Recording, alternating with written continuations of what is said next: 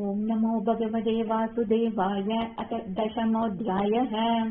श्रीशुक उवाच। अत्र सर्गो विसर्गश्च स्थानं पोषणमुपयः मन्वन्तरेषानुकथा निरोधो मुक्तिराश्रयः।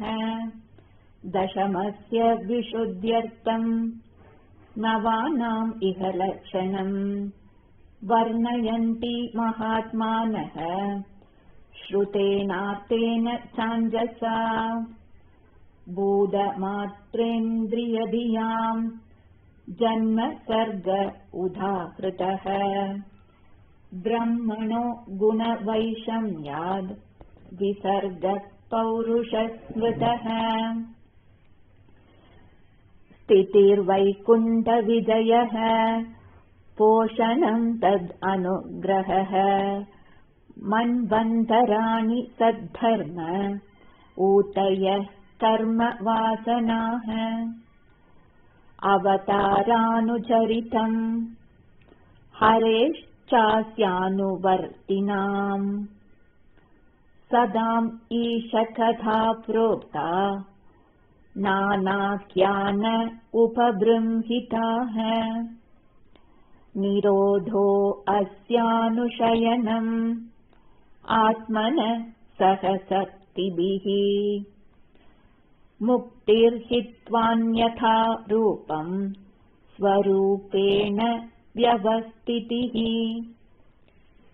आभाषश्च निरोधश्च यदश्च अध्यवसीयते स आश्रयः परं ब्रह्म परमात्मेति शब्द्यते। यो आध्यात्मिकोऽयं पुरुषः सोऽसौ एवादिदैविकः। यस्तत्र उभयविच्छेदः पुरुषो स्यादिभौतिकः। एकम् एकतरा भावे यदा नो बलभामहे। त्रितयम् तत्र यो वेद स आत्मा स्वाश्रयाश्रयः। पुरुषोऽण्डम् विनिर्विद्य यथासौ स विनिर्गतः। आत्मनो अयनम् अन्विच्छन् अपोस्राक्षीत् शुचिः। तास्ववात्सीत् स्वसृष्टासु सहस्र परिवत्सरान्। तेन नारायणो नाम यदाप पुरुषोद्भवः।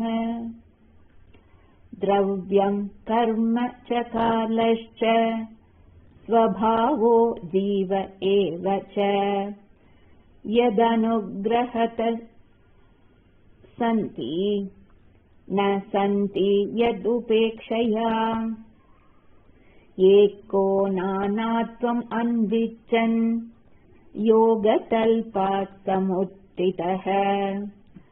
वीर्यं हिरण्मयं देवो मायया व्यसृजत् त्रिधा।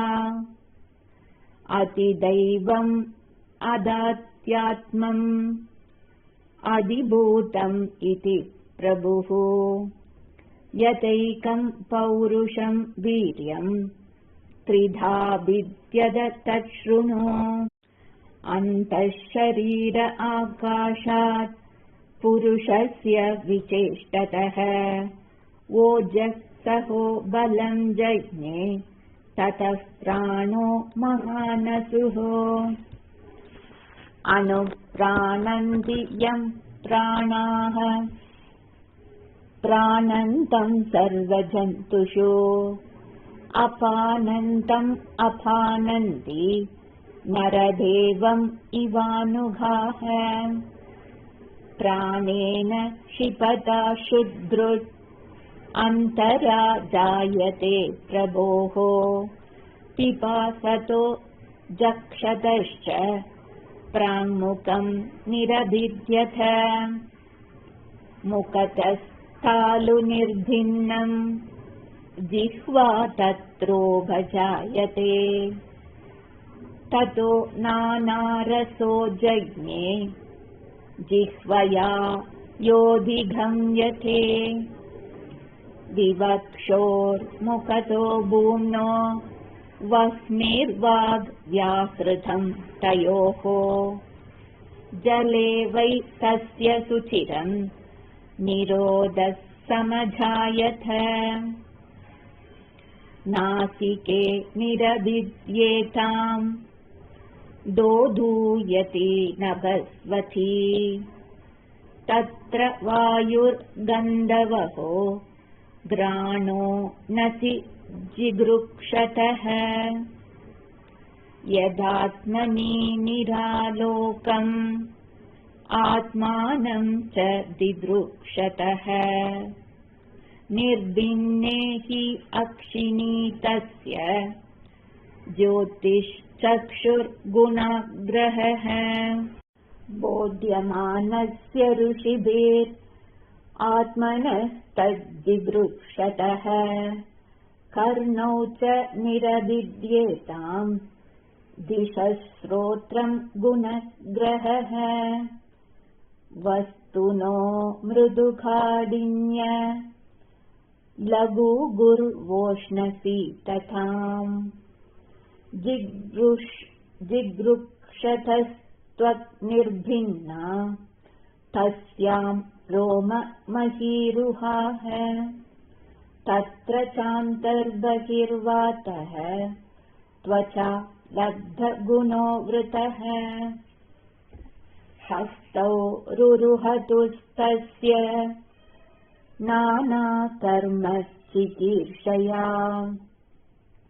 तयोस्तु बलमिन्द्रश्च आधानम् उपयाश्रयम् गदिं जिगीषतः पादौ रुरुहादे अभिकामिकाम् पद्म्यां यज्ञस्वयं हव्यम् कर्मभिः क्रियते नृभिः निरभिद्यदशिष्णो वै प्रजानन्दामृतार्तिनः उपस्त आसीत् कामानां प्रियं तद् उभयाश्रयम् वुत्सिसृक्षोर्धातुमलम् निरभिद्यद वैगुठम् तदः पायुस्तथो मित्र उत्सर्ग उभयाश्रयः आतिसृक्षो पुरः पुर्या नाभिद्वारम् अपानतः तत्रापानस्ततो मृत्युः पृथक्त्वम् उभयाश्रयम् आदित्सोरन्नपानानाम् आसन् कुक्षी अन्त्रनादयः नद्यः समुद्राश्च तयोः तुष्टिः पुष्टिः तथाश्रये निदित्यासोरात्ममायाम् हृदयं निरभिद्यथ ततो मनस्ततश्चन्द्रः सङ्कल्प काम एव च त्वच्चर्म मांस रुधिर मेधो मज्जास्ति धातवः भूम्यप्तेजो मया सप्त प्राणो व्योम अम्बुवायुभिः गुणात्मकानि इन्द्रियाणि भूतादिप्रभवा गुणाः मनः सर्वविकारात्मा बुद्धिर्विज्ञानरूपिणी एतद् भगवतो रूपम् स्थूलं ते व्याहृतं मया मह्यादिभिश्चावरणैः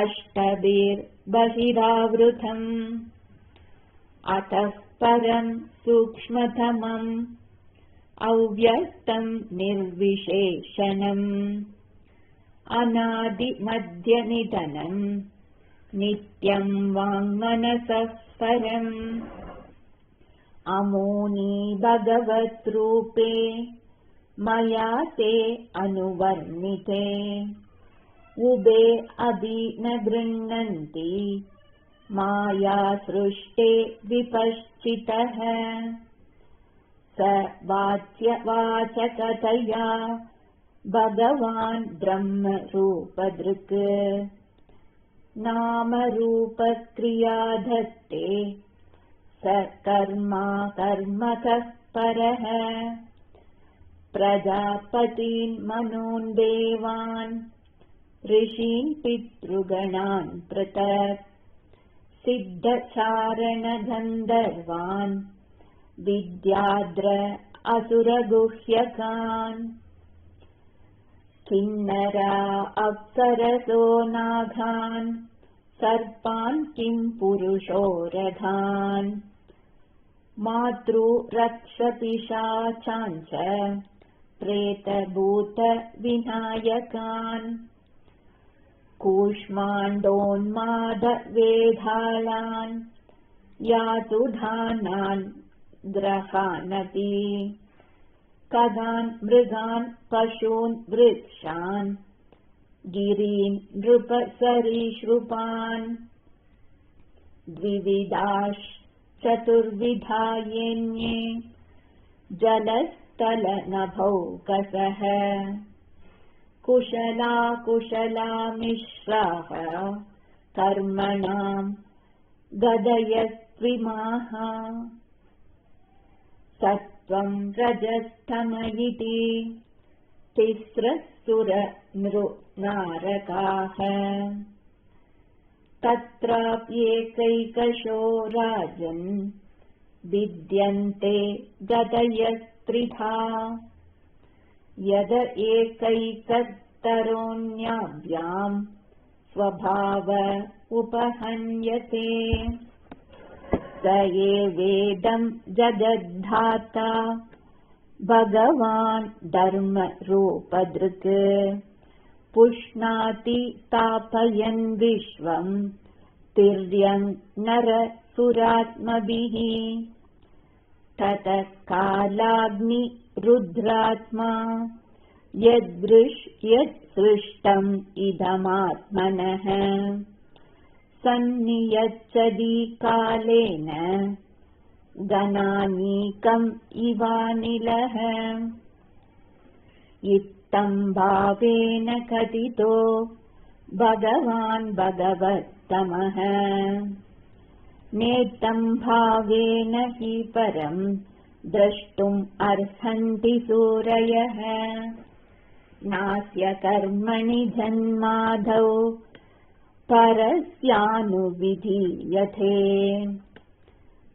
कर्तृत्वप्रतिषेधार्थं माययारोपितं हि तत् अयं तु ब्रह्मणः कल्पः स विकल्प उदाहृतः विधिः साधारणो यत्र सर्गा प्राकृतवैकृताः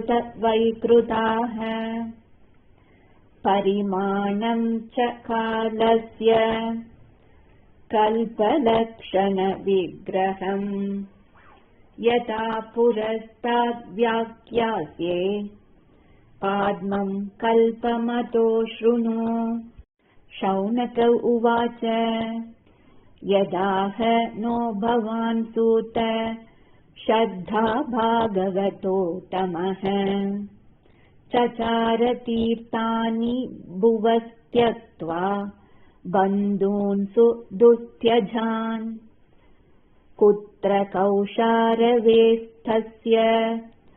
संवादो अध्यात्मसंहृतः यद्वास भगवान् तस्मै पृष्टस्तत्त्वम् उवाचः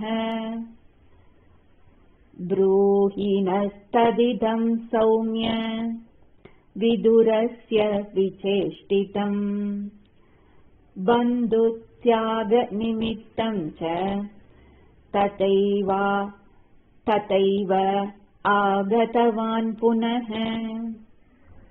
सूत उवाच राज्ञा परीक्षिता पृष्टो यदवोचन् महामुनिः तत्त्वोऽभिधास्ये शृणुत राज्ञः प्रश्नानुसारतः।